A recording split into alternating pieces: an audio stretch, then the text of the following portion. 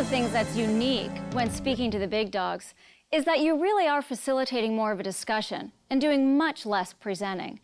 As a result of that, it's very typical that the meeting starts to take the topic off track. How does a presenter handle when that happens? The main thing that I really want to try to get out of it with the executives at the table is getting their buy-in and their endorsement and their support for the project and the program that we're embarking on. Because without their buy-in, we're going to have to keep pulling people in to get the momentum that we need to make the program successful, as opposed to constantly pushing it. I think one of the challenges that I'm facing walking into this group is they tend to tell you to keep it at a high level, but also I want you to go deep and understand all the details.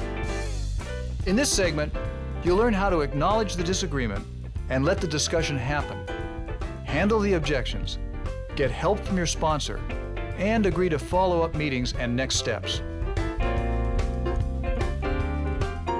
I'd like to walk through a few slides. I'd like to talk to you about why it's so important to champion it, as well as how I think we should do that. There are many opportunities to bash a program, right? The resistance to the change is so great for this initiative because when we're deploying a program of this size and hitting people around the world with changes, they're worried about what's in it for me. I just don't know why we're spending time on this when the fundamental problem is the product structure. We're going to build a brand new $100 million system, right, to support something that's fundamentally broken. I mean, it seems like nobody really understands the process very well. I mean, we have a very ill-defined process, and you can't put a system over something that's not even functioning. Yeah, because this is a derivative of that. You got to fix that first. Right. Yeah. So you fix the product first, and then you put the process over a good product. All these people are going to be working on a project that is destined to fail, and they're, you know. How many product items do we have in the BOM? I think it's like 1,200. On the price list, yeah. And we've talked before, we really, that ought to be cut back to maybe 200. Well, does that make this a $50 million ERP project instead of a... Well, what it makes it is a project that's going to get started reaching around 1,200 things while they're devolving down to 200. Yeah, exactly. That's a crazy way Let's to get implement our product line under control first. Yeah. We'll just get 200. I mean, you know, you've seen these things before. They just derail the minute you know, get started. Never go on $100 million doomsday program to go solve something. And it never does what it's supposed to do anyways. Yeah. Yeah, so we got to go Can we after maybe the product. go back to the slides? No, I don't want to do that. Yeah. Are you here to talk to us about the product rationalization? What did you understand about 1,200? Yeah. When they started having this sidebar conversation regarding what all of the other problems there are that they're going to address, I couldn't get them out of all that detail, and I didn't have questions for them. I just didn't know what to do. And my executive sponsor didn't do anything. I just felt so alone and just out there, so vulnerable. It was horrible. Well, I just kept trying to think about how do I get them refocused? And anytime I tried to jump in, I just got cut off and just was not able to do it. I think the program gets affected in a pretty negative way. The fact that I wasn't able to get the buy-in that was required and the support that was required, I don't think that this program is going to have a chance of being successful. It was not fun.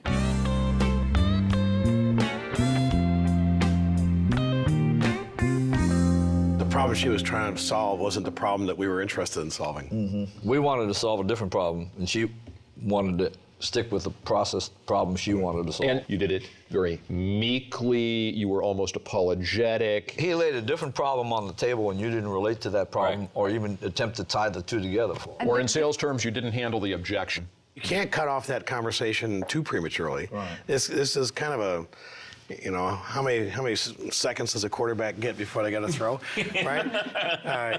You want to let it go a little bit, otherwise they're going to get very frustrated and they're going to cut you off even more. Mm-hmm. But at some point, it's going to get down to, okay, you know, the points have been made, can we move on? And it's a very sensitive thing to try to pick out at a point in time, okay, now maybe I can regain control of this thing. Well, I think you got to focus for when can you reassert control of the meeting, right? So you're looking for an air gap, right, where you can kind of reach in and say, would you like to kind of continue? When you felt the energy of this conversation declining, the off-topic conversation, when obviously there's a problem that needs to get rectified before we get into a deep discussion on this. Do you all want to have this discussion now, or should we just switch to this other topic? All of a sudden, there's a side conversation, and the briefing is going in a different direction, but in the direction that the executives want it to go. You have to be willing to abandon your presentation, pick up on that conversation, and try to lead it to where you want to go, which is your bottom line conclusion. So what you're giving up is the middle part of your presentations. You say that's I can sacrifice the middle part of my presentation.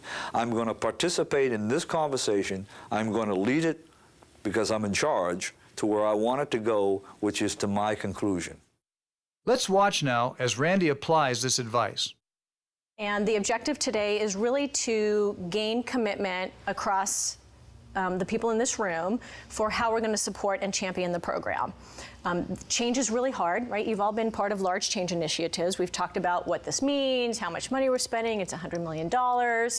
And how are we going to help our employees and our organizations transform through this change, right? This is all about the systems, the business processes and systems. It's about the business processes and the systems globally. It seems to me that that's really not the right place to start. That the biggest piece of the problem we have is not the systems and the processes, it's the product structure. We got too many line items on the price list, right? It complicates the whole situation. Yep.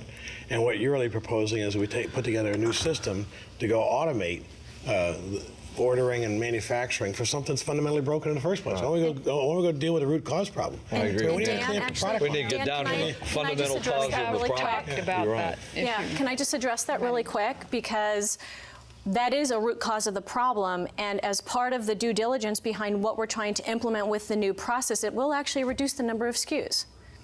So as we go through the program, you got a goal for SKU reduction? Can you do that from a systems view, or doesn't he have to do it from a product management viewpoint? I'm producing 1,200 today. products. And we have not yet agreed that we're even going to have the conversation about rationalization of this product line. But if we are going to have that conversation, we're going to need to work on that in my product organization. And who's driving that initiative? Sales guys tell me this is just too complicated to order the right thing. Right. That we got Do we so have many an choices, owner? so Do many we have price an owner of lists. this? SKU reduction? Then we do need to get together, and we need to figure out how to simplify. We need to have that discussion before we talk about spending over $100 million to put a process around a bad product line. Randy needs help from her sponsor. Consider why this is critical, then watch as he intervenes and helps refocus the group. Whenever the issue is amongst us, and we're the issue, the sponsor has to be the one. If this is a more junior person up here, the only person who can kind of help get it back usually is the sponsor. I think it's important to let people have a little bit of that dialogue go back and forth, but then you also have to be very attentive to when an appropriate time might be to jump back in and make sure that you get people back on topic. And again, the most effective way that I've seen that work is to look to your sponsor or your champion and say, it's sort of the eye signal, and then they often will say, I think, we need to get back on track here. So if the CEO isn't going to do that, and you're presenting, and you own basically the responsibility to get this stuff across, then you better do it. If you don't see the guy doing it, the CEO doing it. Step up to the plate. Yeah, you got to be prepared to do that if the guy that you work for directly doesn't do it. I think we can have those discussions in parallel, because I don't think that there is a contradiction between what this project can do, because I've seen some of the workings, and the budget is an estimate, and whether it's 1,200 or 200 in our business wisdom, I believe we should hear what she has to say before we decide. I think that would be great. And then if we want to go into a deeper dive on how we're going to fix the processes and how we're going to change the number of SKUs that we have and how we're going to make it more efficient for the company to scale in the future, I'd be happy to do that either one-on-one or come back to the next meeting and spend 30 minutes, 45 minutes, or I could send you backup material. So you think this process is applicable whether we have 200 product line or 1,200 product? It absolutely is. And I'm, again, happy to sit down with you one-on-one to talk about the specific details and how it affects your organization, or if you want to understand more detail about the SKUs and how we're going to manage through that process, I'd be happy to do that. So do I have your commitment today in being able to go out and communicate the rationale and help people through this emotional change? I'm not sure I can do that until I understand the other half of the problem. The sales team needs to have both. I think they need to have a simpler product structure, fewer SKUs, and a better system. Absolutely. And I don't think I can ask them to support one until they understand the I other. think you'll find the same discussion, with the staff under I everybody think we here. should schedule a separate briefing on the product line. So I would like to propose maybe the end of this week, we can have that conversation. I'll work to get on the agenda. Let's do that. And then we can look for a resolution and Right. close and after then we that. can come back and talk this. Perfect. Great. Thank you for your time.